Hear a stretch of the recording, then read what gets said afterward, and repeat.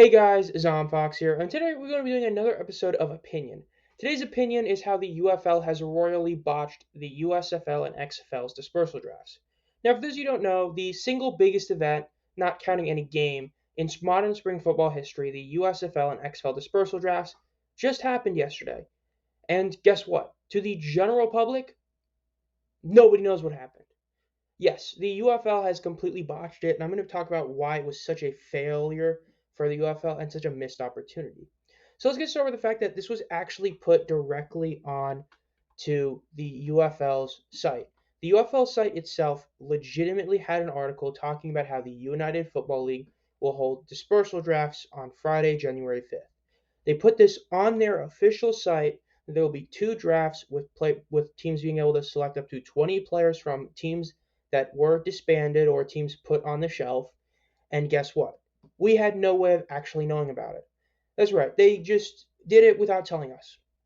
Essentially, what they instead did was they had these drafts pretty much in secret and didn't tell anyone about it.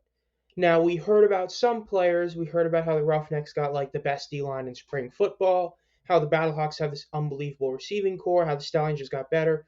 But we only heard certain rumors. Essentially, we've heard like less than 40 players that have gotten actually drafted or selected, despite the fact there's upwards of 160 that were picked. So, what is the problem? Now, I understand you're not televising it. But if you remember the USFL's college draft, we had a site or a YouTube channel like the UFL podcast, one of the biggest spring football shows, that actually did an entire coverage of the draft.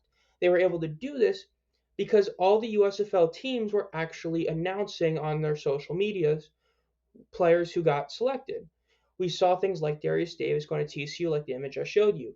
We saw a lot of other guys, Jared Horst, the first overall pick. We saw the big surprise with Malik Cunningham and Tyler Scott getting drafted.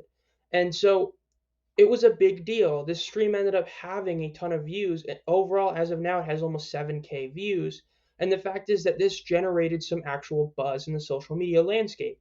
Yeah, a couple of it was bad, like Malik Cunningham saying he was literally never notified about it happening. But the biggest issue is that we didn't even have that this time. What we had instead was just, we'll find out Monday. Because that's the thing. We won't actually find out the official results until Monday, which is actually crazy. The UFL took an opportunity to make a massive statement by immediately putting a huge event on the forefront. Even if it's just via social media, the amount of buzz it would have created, like when we saw that Case Cookus did in fact go to the Memphis Showboats. Keontae Shad going to the Houston Roughnecks along with a bunch of other great D linemen like Adam Rodriguez. Or Ja'Cour Pearson going to the Battlehawks to join with Hakeem Butler. So many of these massive, massive deals were kind of pointless.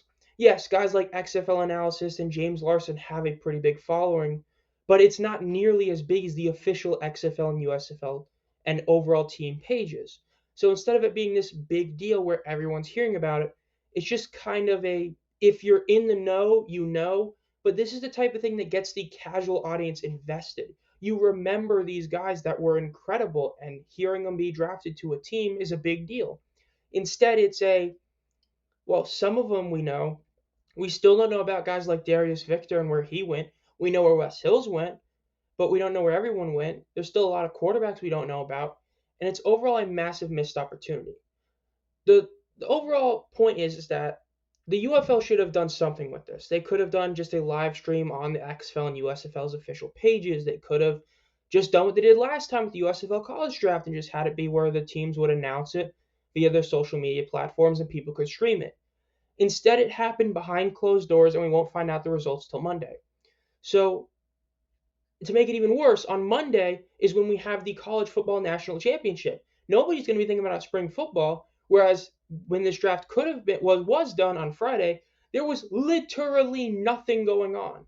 It was just overall a completely missed opportunity and a huge failure by the UFL. Hopefully they're able to actually reconcile this or just make it better with the official dispersal draft. The only issue is that the big super draft really isn't the super draft because all of the best players were already taken in these two drafts. See what the issue is? Even if they do a big event for the super dispersal draft, it really isn't the super dispersal draft because those top tier players already got picked. Overall, it was a massive missed opportunity. And while we do know where a lot of these big name players went, we don't know where all of them went. And the overall casual audience has no idea either. So that's pretty much what my thoughts are. Let me know if you guys agree with me saying that the UFL completely botched this. As always, guys, make sure to have a great night. Subscribe to the channel. See you guys next time.